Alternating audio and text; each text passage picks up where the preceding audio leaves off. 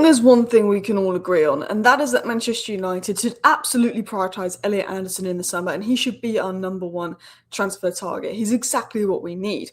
The problem is he wants Champions League football. Manchester City are going all out for Elliot Anderson in the summer, and there is the possibility we don't get him. So we have to look at alternatives. Adam Morton, Carlos Baleba, obviously obvious names on the list. But one of mine is Manu Kone, and Manchester United have been looking at Manu Kone. Manchester United obviously want Baleba because he's seen as the next Caicedo, but Baleba's form has been a bit iffy, and United are so annoyed about missing out on Moises Caicedo all those years ago that they're looking at the next Moises Caicedo, whether that's Sekou Kone, whether that's Christian Orozco, or Manchester United's newest midfield move, Edison Castillo, seen as the next big thing from South America. What is Vivell cooking up in the youth?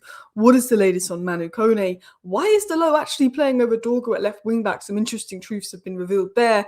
Diego Leon and his future, and we're going to talk about the latest on Kobbie Mainoo, but we're going to save that to the end because we've spoken about Kobbie Mainoo a lot. So, hello, and welcome back to Alice Talks Football, and welcome back to your 10-minute Manchester United news roundup show, where every single day I do a 10-minute video rounding up all the latest Manchester United news into 10 minutes for you guys so you're up to date. Feel free to hit that like button, and of course, you're welcome to subscribe if you're new.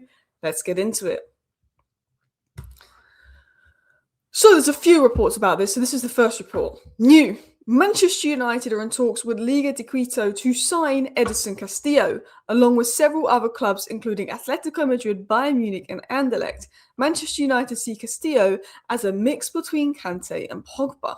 So this was one link, and this was another link, that Manchester United are going for the signing of 17-year-old midfielder Edison Castillo. We've now been linked to him by several reports that he is a midfielder that we're going for. Now, I have two thoughts. Number one, there was a report that came out just the other day that the reason we didn't sign Mohamed Dabu, despite having him on trial, is because we have Orozco and Jim Thwaites in the academy, and United didn't think they needed another midfielder.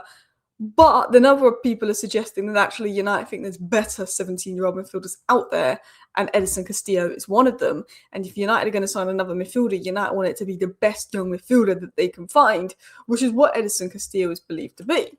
Now, I'm not going to act like I watch South American youth level, but when I talk about this guy being very highly rated in South America, I talk about him being one of the highest rated talents in South America. And I'm going to share with you a few things that's been said about him and then some research that I have done.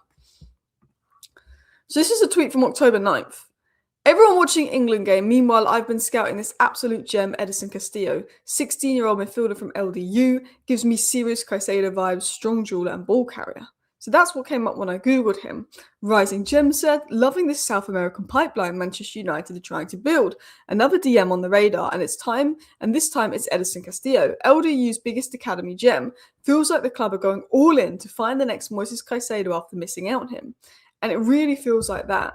And everything I've read about him is really positive. And I've actually got a summary of this player that United apparently and Vivell are willing to go all out for, with Christian Orozco, with Sekou Kone, with Jim Thwaites, as the potential next midfield four, on top of Baleba and Anderson, which is what they want to do in the summer, maybe Manu Kone. It could be, we could go from having one of the worst midfields ever to one of the best midfields ever, because if we can get a good first team midfield and create a stable environment for these guys to develop into, it could be nuts. So what have I read about him? He reads the game early, and he's very good positionally, and he loves to disrupt play, win back the ball, good defensive reader, good at winning back the ball, which is what we want. He's very good in duels, very good in 1v1s, very physically and athletically good. Ruben Amorim wants athletic players. Ruben Amorim definitely neglects technical players because he goes for pure athleticism and intensity, which of course is very important, and I'm glad that he's done that. But he also has the technical ability, I think, that we lack in the system that Agati doesn't have. He's very good in duels, and when he gets the ball, he's very good at playing just simple, accurate passes, and much better in build-up, and much more press-resistant than someone like Agati from what I've seen. Of course, I'm watching clips of him. I'm watching him at youth level. So it's very, very different and very hard to judge. But as a player, I'm only ranking him against what he comes up against. And again, very good. From research, he looks like he is a very good ball carrier who can drive forward and win possession, drive forward after winning possession. He likes to move the ball forward. He likes to be progressive, which again, if we're talking long term, is what Amorim would want. High work rate and mobility is the most important thing in this midfield too. He can cover space. He's good at transitioning between phases. He's good at getting up and down the pitch. And yeah, he's very good tactically. He seems very mature for his age. And this could be a young baller. But We've also got another young baller that actually has been done in Orozco, who actually was in Manchester last week, finalising his deal, pictured at Carrington. He won't be announced until he's 18. So we've signed Christian Orozco. We're now looking at Edison Castillo. We've already got Manu Kone. The future of the midfield is exciting, but we need ready-made. And Elliot Anderson is the dream. I don't know if we're going to get him, but we need ready-made.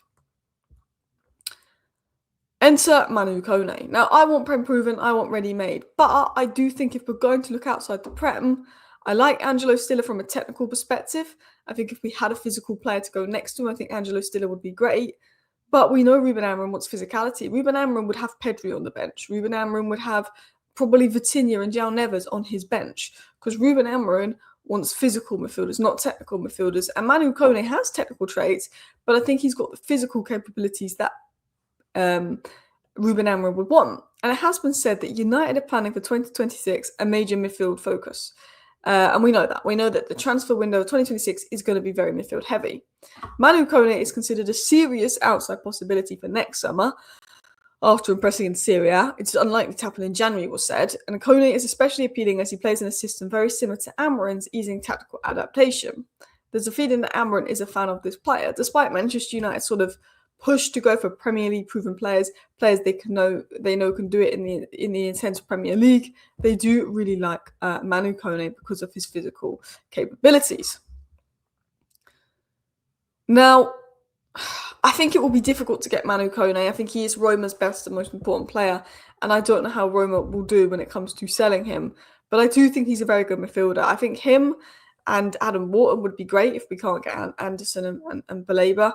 I think he's a very good alternative. I'm reluctant to go completely outside the Prem because I think we've seen a lot of players come from abroad and they come to the Prem and they're just, I think Prem proven is definitely something.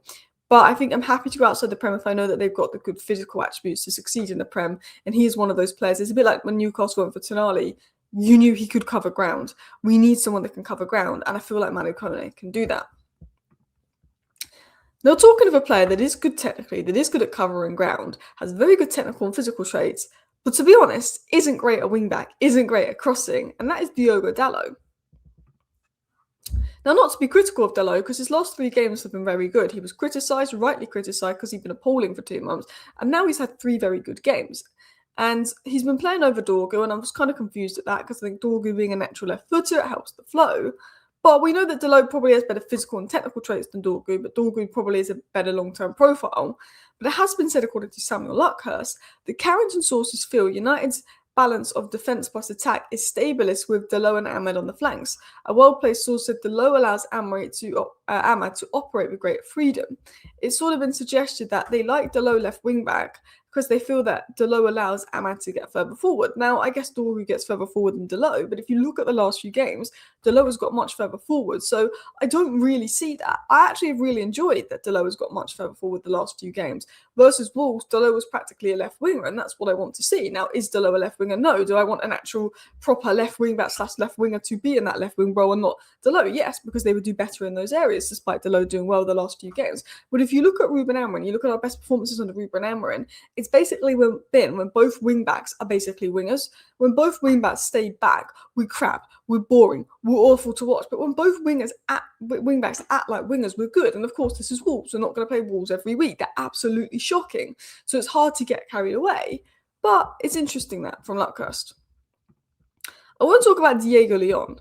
So there is reports that Diego Leon could go out on loan to Nice, although Man United are unsure whether to loan him out yet because he's only just come in and maybe having a season in the academy and learning the language would be more beneficial. But Diego Leon's agent has actually been asked about if he's going to go, and he said, we still don't have it clear if he's going to go out on loan now. We have to keep watching. He's evolving, and that's positive.